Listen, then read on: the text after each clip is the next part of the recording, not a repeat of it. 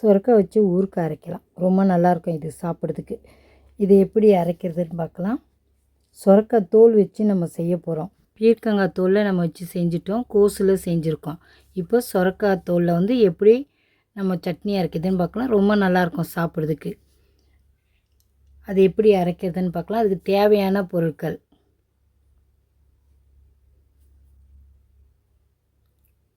சுரக்காய், புதினா, பச்சை மிளகாய், இஞ்சி, உப்பு, உளுத்தம்பருப்பு, புளி. இப்போ நம்ம புதினாவை க்ளீன் பண்ணிக்கலாம்.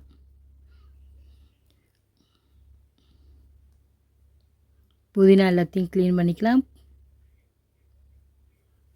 இப்போ நான் இது ஒரு 3 பேருக்கு தான் அரைக்கிறேன். 3 பேருக்கு அரைக்க முடியும்.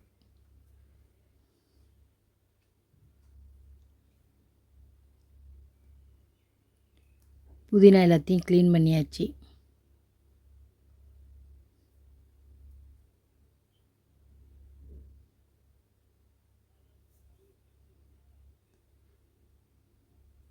அவ்வளோதான், க்ளீன் பண்ணி எடுத்தாச்சு புதினாவை. சுரக்காய் தோல் சீவி வச்சுக்கலாம். இதை மாதிரி சீவி வச்சுட்டு இங்கே பாருங்கள், இது மாதிரி பொடிசாக கட் பண்ணிக்கோங்க தோலை.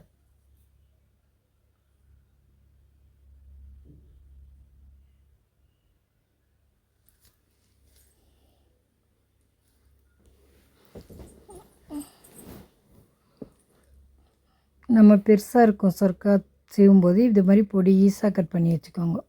அப்போ தான் வதக்கிறது ஈஸியாக இருக்கும். பாருங்கள், நான் எவ்வளோ பொடிசாக கட் பண்ணுறேன்ட்டு அது மாதிரி கட் பண்ணிக்கோங்க.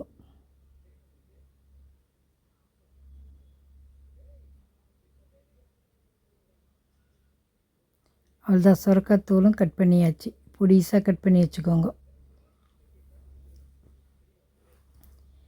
இஞ்சி தோல் சீவியாச்சு, அதையும் பொடிசாக கட் பண்ணி வச்சுக்கலாம். இப்போ எல்லாத்தையும் தண்ணியில் போட்டு அலசலாம். இஞ்சி அலசியாச்சு, பச்சை மிளகாவை அலசி எடுத்துடலாம். இப்போ சுரக்காய் அதையும் போட்டு அலசி எடுத்துடலாம்.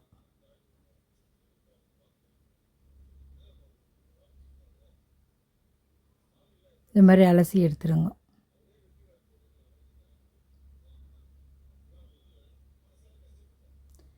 தண்ணி இல்லாமல் வெடிக்கட்டி வச்சுக்கோங்க. இப்போ இதை மாதிரி ஒரு வெடிக்கட்டி வச்சு அதில் எடுத்து வெடிக்கட்டி வச்சுக்கோங்க. தண்ணி இருக்கக்கூடாது எதுலேயும். அப்போ தான் சீக்கிரமாக நல்லா வதங்கிடும் டக்குன்னு. கொஞ்ச நேரம் அப்படியே தண்ணியோடு வைங்க, இருந்துட்டோம் தண்ணி. இப்போ வேறு தண்ணி எடுத்துகிட்டு வந்து புதினா அலசிடலாம்.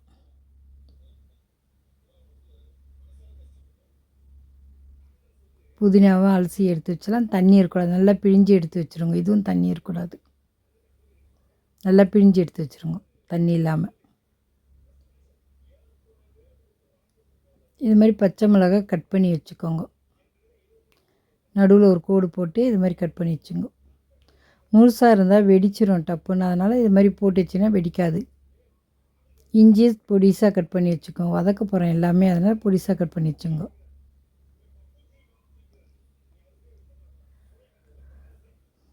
அதுதான் கட் பண்ணி வச்சாச்சு. இப்போ நம்ம சுரக்காய் அலசி வச்சோம் பாருங்கள், அதையும் எடுத்து வச்சுக்கலாம் தண்ணி எடுத்துட்டு. சுரக்காய், புதினா, பச்சை மிளகாய், இஞ்சி 4த்தையும் பொடிசாக கட் பண்ணியாச்சு. இப்போ நம்ம ஒரு கடாய் வச்சுட்டு கடாய் காஞ்சோடனே எண்ணெய் ஊற்றிக்கலாம்.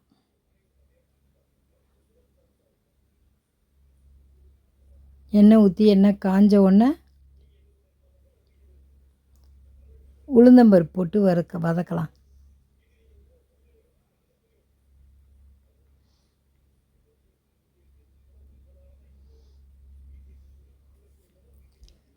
உளுந்தம்பருப்பு போட்டு கொஞ்சம் நல்லா வதக்கி எடுத்துக்கலாம்.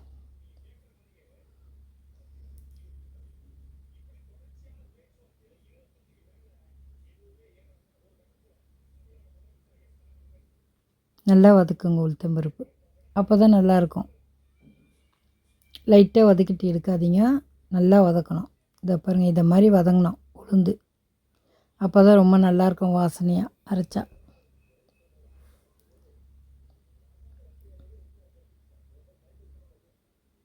வதக்கியாச்சு. இப்போ எடுத்து வச்சுக்கலாம் தட்டில்.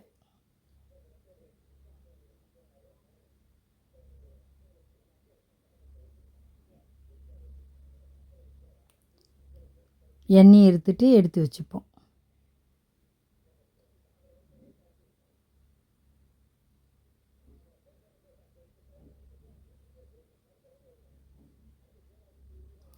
வதக்கியாச்சு. உளுந்த பருப்பு எடுத்து எல்லாத்தையும் வச்சாச்சு.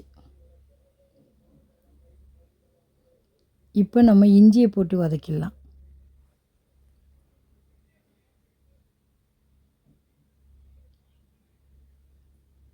நல்லா இஞ்சியை வதக்குங்க.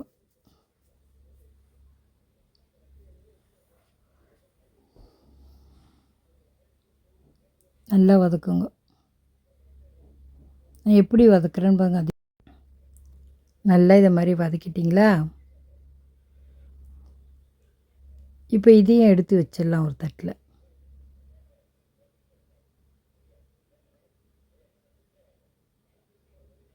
வதக்கியாச்சு. இப்போ ஒரு தட்டில் எடுத்து வச்சுருவோம்.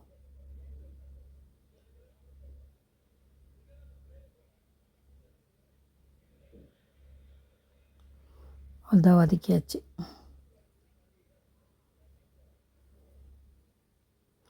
எண்ணெயை இருத்துட்டு இதுவும் எடுத்து வச்சுருவோம் அப்படியே தட்டில். ஆறின பிறகு தான் அரைக்கணும்.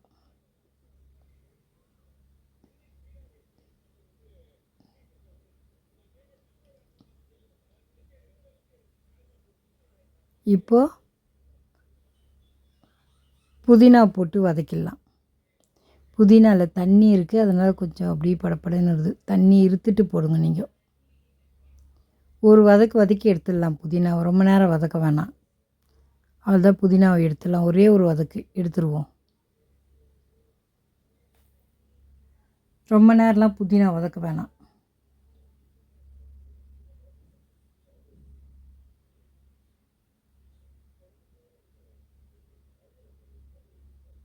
எடுத்தாச்சு. இப்போ சுரக்காய் சேர்த்துடலாம். சுரக்காய் தூள் சேர்த்துட்டு இப்போ நல்லா வதக்கலாம். அதை இது கொஞ்சம் வதங்க லேட் ஆகும், அதனால் பொறுமையாக வதக்குங்க.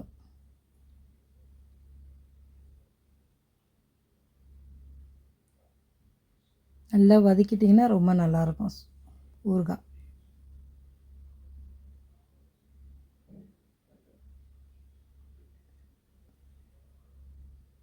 இந்த மாதிரி வதக்கிட்டே இருங்க, விட்றாதீங்க, தீஞ்சிரும். அதனால் வதக்கிட்டே இருங்க. இது இன்னும் கொஞ்சம் வதங்கினா எடுத்துடலாம். வதங்கிடுச்சு, இன்னும் கொஞ்சம் வதங்கட்டும். பச்சை மிளகாய் சேர்த்துருங்க, புளியும் சேர்த்துருங்க. சேர்த்துட்டு நல்லா வதக்குங்க. புளியும் பச்சை மிளகாய் சேர்த்துட்டு நல்லா வதக்குங்க.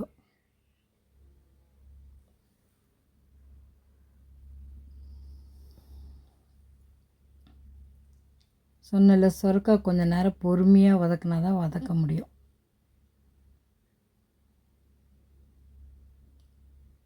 அவ்வளோதான், நல்லா வதங்கிடுச்சு. இப்போ எல்லாத்தையும் எண்ணெயை எடுத்து வச்சிடலாம்.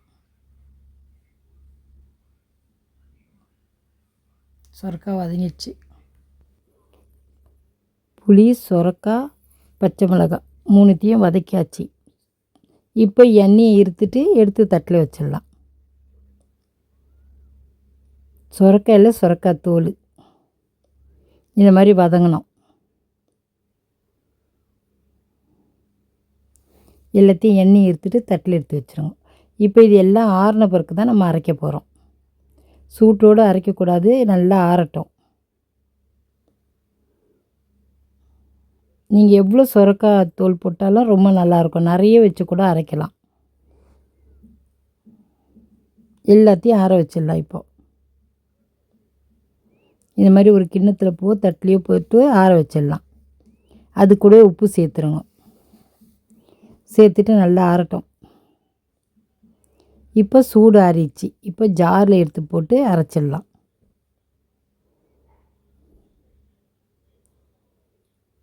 நீங்கள் இதை அரைச்சி சாப்பிட்டீங்கன்னு வச்சுக்கோங்க, உங்களுக்கு ரொம்ப பிடிக்கும் இந்த சட்னி. சுரக்காய் சட்னியான்னு யோசிப்பீங்க, சுரக்காய் தோல் சட்னியான்ட்டு. அவ்வளோ நல்லாயிருக்கும். பீர்க்கங்காய் தோல் சட்னி அரைச்சாலும் அது மாதிரியே இது ரொம்ப நல்லாயிருக்கும். அதோடு இது கொஞ்சம் நல்லாயிருக்கும் சாப்பிட்றதுக்கு. உங்களுக்கு இது ரொம்ப பிடிக்கும். இதை அரைச்சி பார்த்தீங்கன்னு இதையே அரைப்பீங்க. இப்போ அரைச்சி எடுத்து வந்துச்சு, கொஞ்சம் தண்ணி ஊற்றி அரைச்சி எடுத்துகிட்டு வரலாம். நீங்கள் இதை இட்லி தோசைக்கு தண்ணியாக அரைச்சி வச்சுக்கலாம், சாப்பாட்டுக்கு திக்காகவும் அரைச்சி வச்சுக்கலாம். எப்படி வேணாலும் சாப்பிட்லாம், ரொம்ப நல்லாயிருக்கும். நான் இப்போ திக்காக அரைச்சி எடுத்துகிட்டு வரேன். இது சாப்பாடு தொட்டுன்னு தின்றது நல்லாயிருக்கும். பழுதுக்கு வச்சுன்னு சாப்பிட்டீங்கன்னு வச்சுக்கோ, இன்னும் ரொம்ப நல்லாயிருக்கும் இது சாப்பிட. இதில் கொஞ்சம் தண்ணி ஊற்றி அரைச்சோம்னா சட்னி ஆக்கிட்டு இட்லி தோசைக்கு வச்சுக்கலாம். இப்படியே இட்லி தோசைக்கும் வச்சுக்கலாம், ரொம்ப நல்லாயிருக்கும். நான் இட்லி தோசைக்கு இப்படி திக்காக தான் அரைச்சி வச்சுப்பேன், ரொம்ப நல்லாயிருக்கும் சாப்பிட்றதுக்கு. நீங்களும் இதே மாதிரி அரைச்சி சாப்பிட்டு பாருங்கள். சுரக்காயில் சட்னி அரைச்சாச்சு தோலில். ரொம்ப ஈஸியான முறையில் அரைச்சாச்சு. வீட்டில் இருக்கிற தோலை வச்சு, அதான் சுரக்காய் தோலை வச்சு அரைச்சாச்சு. நீங்களும் இதே மாதிரி அரைச்சி பாருங்கள், ரொம்ப நல்லாயிருக்கும் சாப்பிட்றதுக்கு. இவ்வளோ நாள் வேஸ்ட் பண்ணிட்டோமேனு யோசிப்பீங்க, அவ்வளோ நல்லாயிருக்கும் இந்த சட்னி. நீங்கள் ஒரு தடவை அரைச்சிட்டிங்கன்னா அடிக்கடிக்கு அரைப்பீங்க. சாப்பிட்டு பார்த்துட்டு எப்படி இருக்குதுன்னு சொல்லுங்கள். லைக் பண்ணுங்கள், ஷேர் பண்ணுங்கள், மறக்காமல் நம்ம சேனலுக்கு சப்ஸ்கிரைப் பண்ணுங்கள். தேங்க்ஸ் ஃபார் வாட்சிங்.